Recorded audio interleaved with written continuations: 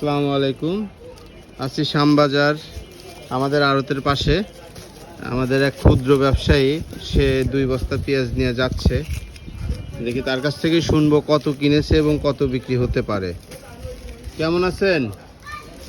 ভালোই আছি। ভালোই আছেন। এই পেঁয়াজ কত কিনেছেন? পেঁয়াজ কিনেছি 18 টাকা।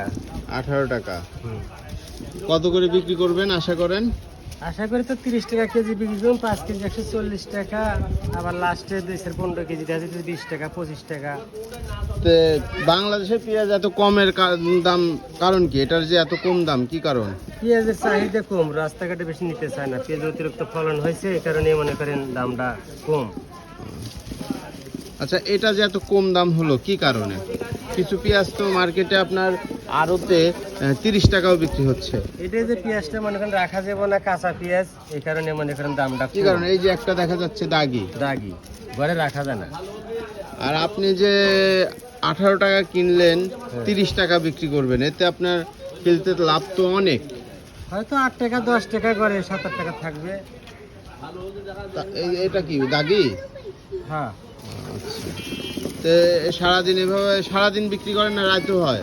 রাত্রেও থাকা লাগে, আবার সারাদিনে বিক্রি করা লাগে, কোনো গ্যারান্টি নাই। অনেক পরিশ্রমের কাজ। অনেক পরিশ্রম। এই রোদের মধ্যে দেখেন না কত কষ্ট করতেছি, রাস্তায় দাঁড়া থাকা লাগবে, বিক্রি করা লাগে, প্যাকেজ করা লাগে। রেগুলারই যান তাহলে? প্রতিদিন? প্রতিদিনই যাই। তাহলে মাসে আপনার আনুমানিক 20,000 টাকা থাকে না বেশি থাকে? 20 থাকে, 25 থাকে, 30 থাকে, বেচা কিনে মানে সব কিছু। আচ্ছা, যখন বেচা কিনা ভালো হয় তখন মাসে দেখা যায় আপনার 30,000 টাকা খরচ খরচা বাদ দিয়ে বাঁচে।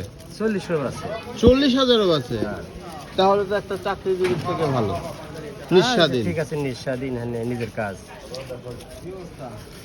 প্রিয় দর্শক, আপনারা যারা রাস্তায় এই যে আমাদের ছোট ছোট ক্ষুদ্র ব্যবসায়ীদেরকে তুচ্ছ তাচ্ছিল্য করেন, আপনারা জেনে রাখুন যে আমাদের যারা ক্ষুদ্র ব্যবসায়ী আছে তারাও কিন্তু মাসে সর্বনিম্ন 20,000 টাকা বেতনের চাকরি করে।